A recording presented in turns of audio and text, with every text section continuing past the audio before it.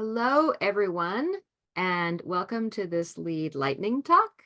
Use an accessibility page to attract people with disabilities. My name is Cindy Brown. I am the coordinator for the Access VSA International Network, and I am pleased to welcome you to this webinar today. We're going to start with a couple quick housekeeping slides. So live captioning can be viewed in a separate browser window by clicking the stream text link in the chat. Captions can be viewed within Zoom by clicking on the CC Live Transcript button at the bottom of your screen toward the left. ASL interpreters will be spotlighted throughout the presentation. Feel free to message the hosts at any time during the webinar, and a staff member will be happy to assist you. A survey will populate after you leave this webinar. Your feedback helps us develop and create new webinars for the future. As you remember, lightning talks are going to have a Q&A session afterwards. So if you come up with questions during the presentation, go ahead and drop them in the question and answer box, and or save them till the end of the presentation when you will get a chance to put them in there and ask Tom. So I'd like to get started with introducing our presenter. Tom Babinszki, born totally blind in Hungary, has been involved with accessibility for the last 25 years, helping corporations, government agencies, and nonprofit organizations as an accessibility consultant. He trained the first blind accessibility consultants in Southeast Asia in 2008, built the Center for Entrepreneurship at the Hadley School for the Blind, and created the IBM Corporate Accessibility Training Program. Welcome, Tom. Thank you very much. And thank you, everybody, for joining. I appreciate the invitation. And what I would like to talk to you about today is a really underused, underconsidered marketing tool, the accessibility page. So let me just tell you a scenario. I just made reservations to go down to Columbus, Ohio at the end of July. I will be attending a conference, and I thought while I'm there, I'll add a couple of days, I'll bring my daughter with me, and we'll turn it into a mini vacation. She's 14, she's sighted. I'm more than 14 and blind. And I would like to do some fun stuff for her, with her, that we can enjoy together. She's there because she's my daughter. She's not there because she needs to help me. How are we going to make sure that what we do is enjoyable for both of us and particularly accessible? So I can find things to do in Columbus, and I can go to the website of the different organizations, the different museums, exhibits, so on and so forth, venues, and figure out what they have for accessibility. And I have to tell you, oftentimes, it's not so much. And the reality is that many times I've been to places when I found out that something was accessible and much more enjoyable than I thought it would be, wasn't because of the website. So what I would like to show you today is how to effectively use an accessibility page, explain to you what an accessibility page really is, and how it can differentiate your organization. Let's go to slide 3, please. So there's two concepts I would like you to understand: the accessibility page and the accessibility statement. And the statement is something that we're not going to spend too much time on. It's equally important, but it has a different reason. They are not the same, and they can and should actually be on the website of an organization. Slide 4, please.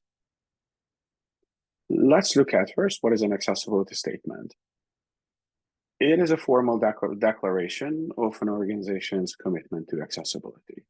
It has compliance information, it has legal information, it talks about policy, and basically, it's a strong legal statement. My suggestion to you is that when you have the accessibility statement, put it the same place where you put your privacy policy or any other legal statement. If you put it on the top, if you put it in the about section, put it there. If you put it in the bottom of the website at the very end, put it together with your privacy statement. It's extremely important.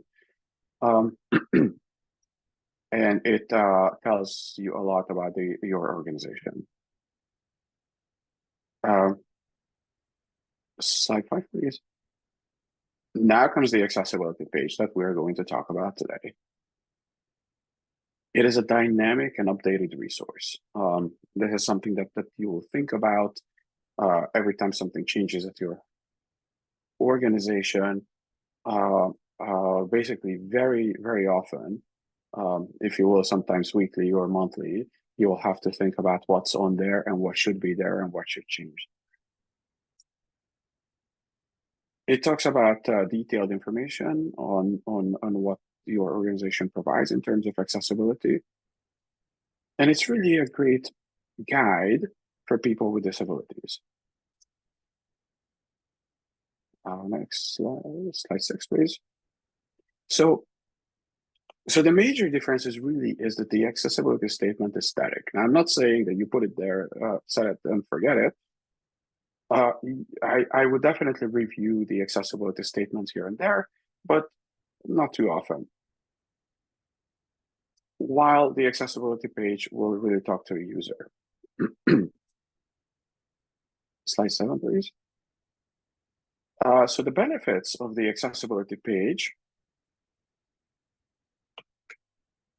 it helps users with disabilities to navigate your organization, to improve the user experience, just overall have a great experience and an understanding of what you have. It definitely increases the inclusivity and showcases the inclusivity of your organization. And it's not just about accessibility. It really is and should be more about diversity and inclusivity. And also, it enhances your reputation as an organization who cares about accessibility and inclusivity. Slide 8, please. All right, so what really goes on this accessibility page? Here, I gave you a few examples, but it's really up to your organization, and the limit is your imagination. This is where you make people excited about the fact that you are accessible and they should come visit you. For example, and I didn't list the obvious ones because I believe most of you know about things like captioning and sensory rooms and audio descriptions and guided tours, right?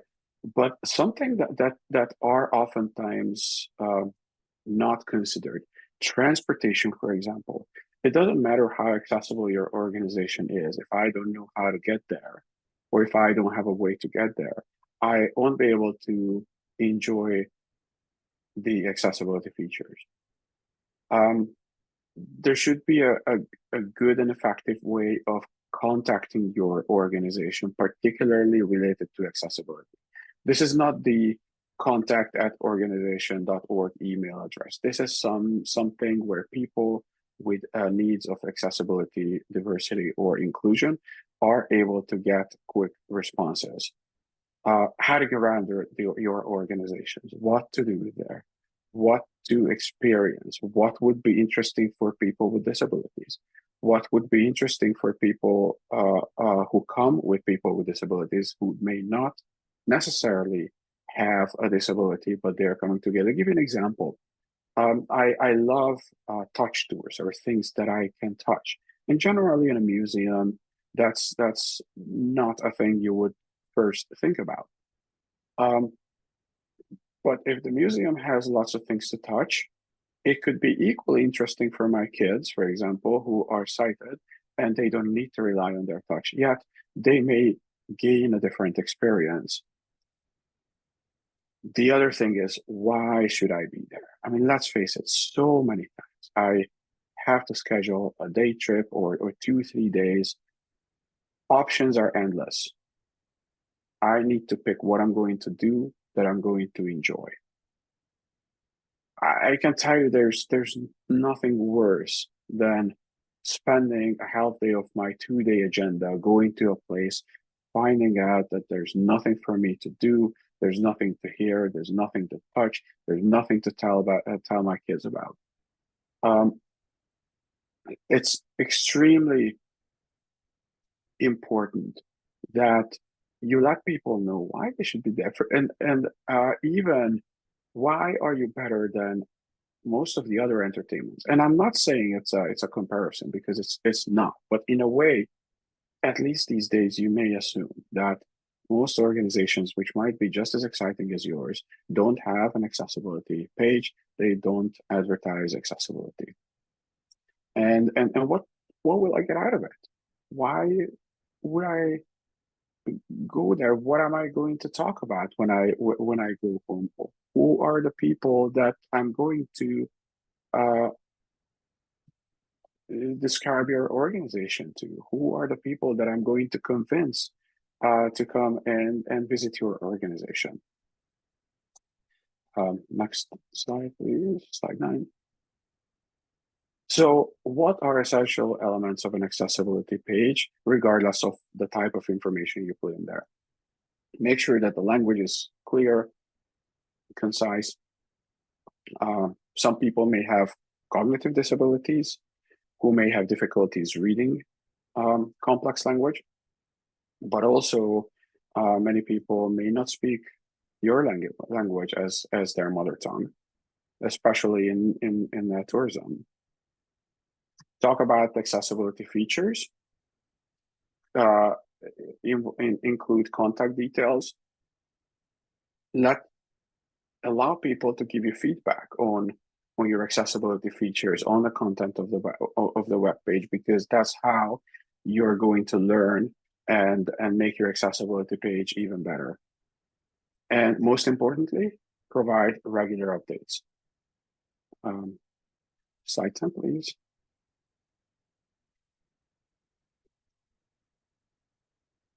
So some practical tips. Make it easy to find.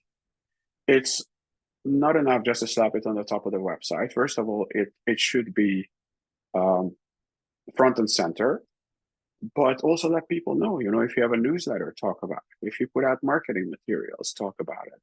If you're writing blog posts and talk about accessibility in general, link people back to your accessibility page.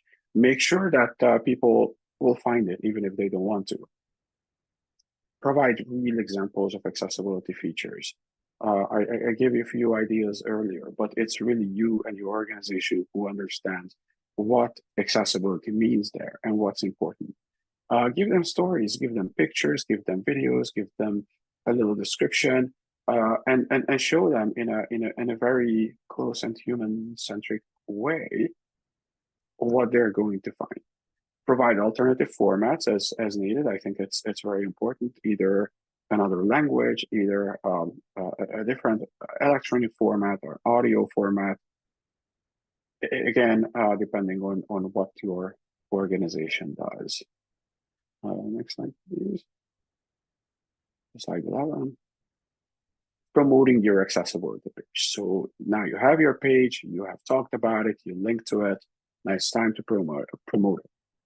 And there is 2 distinct areas where you would have to promote it and differently, internally and externally. Internally, because you want everybody on the same page inside your organization. Make sure that they understand if they create something, who is maintaining the accessibility page, how do you submit information, and it should be easy. This will help you to promote the culture of accessibility and inclusion and diversity inside your organization. And then promote it externally. When you are creating external materials, make sure that people come across this information not just in your organization's communication, like your newsletter and website. But when you're creating any external communication, like showing up in a news article, when you're participating in a podcast, make sure that you're promoting your accessibility page. Slide 12, please. So what are good examples of an accessibility page? I'm not going to give you bad examples because oftentimes the example is not necessarily bad. Oftentimes what I'm finding is just it's non-existent. Well, who else should I start with than the Kennedy Center? I think they have a very nice accessibility page. It's not too dense, it's not too hard, it has all the information. And then depending on the type of disability you're interested about, you can link to it and read more about it. Obviously, the page is accessible, and the link is actually even easy to say and remember. It's kennedycenter.org/visit/accessibility. And my other good example is the Smithsonian. It's also si.org/visit/accessibility. So it's easy to remember. They use more like an accordion style for you to pick what you're interested in. But just like in the Kennedy Center, things are not thrown right in front of you. It's actually easy to select what you will need and read what you need and not all the rest of the information. I think those two are really great examples if you're looking for one to you use them as inspiration. So slide 12, please. Oops, no, sorry, 13. So we spend so much time, so much money marketing our organization. And accessibility is probably one of the cheapest ones, if not free, other than human hours that you have to put into it. It is a fantastic marketing tool. Don't ever discount it.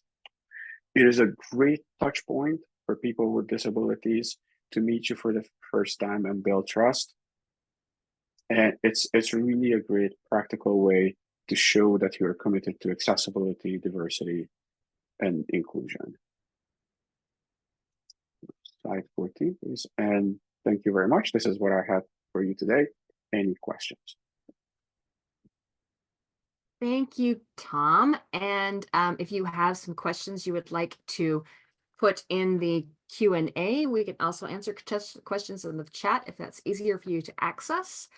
And we will start out with, what if our program and facility isn't fully accessible, and I can't do anything about that right now, I'm working on it. But is there a way to welcome people on this accessibility page without putting ourselves, at the risk of a complaint? Yes, thank you so much. A wonderful question. We always tend to create an inventory of things that we don't have yet. We have accessibility evaluations, and you get a huge report about what's digitally or physically not accessible. And there's room for that because you want to improve. But the reality is, I would like to encourage you to start inventory where you have. There's no perfect accessibility. It's somewhere in the 0% and 100, and it's never 100. Talk about what you have. Let people know where you're accessible, what would be an enjoyable experience. And it's also a fair game to give people a roadmap to say that, look, we are accessible for wheelchair users, but we are not fully there yet for people with hearing impairment, for example, and we are working on it. If you need any help, or we can help you better understand our organization, our exhibit, our venue, this is the place where you can contact us. This is how we can help you. It's much better to be upfront than to shy away from accessibility, because I think people will appreciate it if you're genuine. That's so much better than not say anything and they go there and all of a sudden they find out that they don't have the bare minimum. Thank you, Tom. Another question, for arts events, festivals, or specific shows, how should accessibility information be presented online? Should it be connected to the specific pages? Yeah, absolutely. You can connect it to the pages, uh, the different events. If that makes sense, you can create special individual descriptions about it. Honestly, it really depends on your organization. I think what's most important is that people are able to find the information quickly, and people are able to determine if this is for them or not, and if they should be attending or not. Great. Another question, are there any examples of surveys or feedback mechanisms specific to visitors who use our accessibility offerings? I would love to see specific language if possible. That's a good question. Honestly, I don't know of one. I'm sure I've seen a few. I can't recall where. I'm always happy to help you find one or help you work one out. Um, I apologize. I don't have an answer for that. And you mentioned parking and getting around as pieces for the accessibility page. I would typically use a map. How would I make that accessible? That's the $1 million question. That's what I'm still struggling to figure out how to make that accessible. There's all kinds of approaches to maps. And the difficulty is that for 2D maps, there are at least some standards or guidelines. But these days, there are 3D maps that you can do more with, but there aren't any guidelines or standards. So you will have to figure out your own, or you will have to contact an organization that can help you create those maps. You can also create audio guides that might help people. Now you need different maps for somebody who doesn't have any vision versus somebody who have very limited vision, where they can take advantage of colors. So unless you want to create your own, my suggestion is that look for an organization that has experience in creating maps and ask for their advice. I think they may have been looking at on the accessibility page, what's the best way to um, tell people how to get around without using a map? Oh, I see. Okay. Provide thorough descriptions. Always use a map, because for some people that's going to mean accessibility. Nice, easy to understand, good color contrast map, but also provide instructions on how to get there, what would be the nearest bus or nearest train station, provide walking instructions, maybe even um, give people an idea of, for example, if they have to take an Uber or a Lyft from the nearest train station, how long will it take, how much will it cost approximately. Provide as much information as you can, and then inside the organization, you can do the same. You can provide information. You can use beacon-based navigation. You can train your staff to provide guidance to people or instructions to people on how to get there. There's lots and lots of different approaches. I'm not saying that you have to use all of them, but I think it definitely helps if you at least use a couple of different ones, so that you meet the needs of most people. Thank you. I will have to make a pitch to get a page like this to our marketing department. Do you have any statistics or information you can give me to make that so that I can do that? Uh, I'm not sure I understand the question. I I believe they're trying to know if you have any information about how they can convince their organization that this is a good idea. I see. Okay. Well, because it's cheap, because it's free, right? Because it will bring lots of people to your organization. It will not only bring the people with disabilities, it will bring their family, it will bring their friends, it will bring their classmates.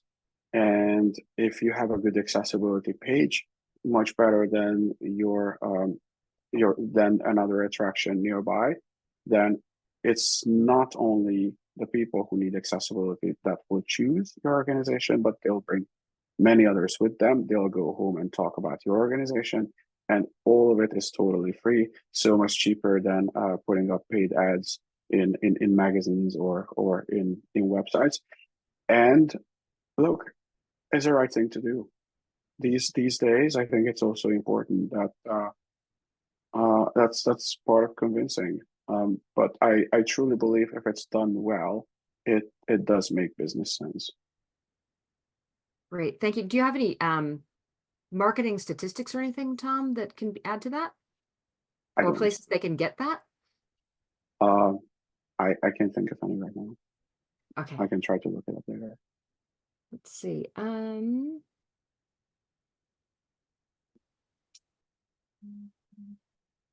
Sorry, I'm looking to see what is, what if our website isn't, I'm worried about our website being particularly accessible. Is there some way to, on the accessibility page, to welcome, again, it sounds like it's a little bit of the same question about the facilities and the programs, except with the website. If there is Yeah, if there's and an issue with that, how do they kind of, make people welcome with also letting them know that they recognize there are some issues? yeah, so I think that's a good question. And my take on it, it happens. It's not unusual. Start with the accessibility page. Make sure that that's going to be the first page that will be accessible, because it's pretty awkward if it's not. And I understand, if you have a web template or the navigation system is not fully accessible, but create a page that's easy to read, maybe cut back on the complexity, and just limit yourself to the information that you really would like to communicate, and be honest to people.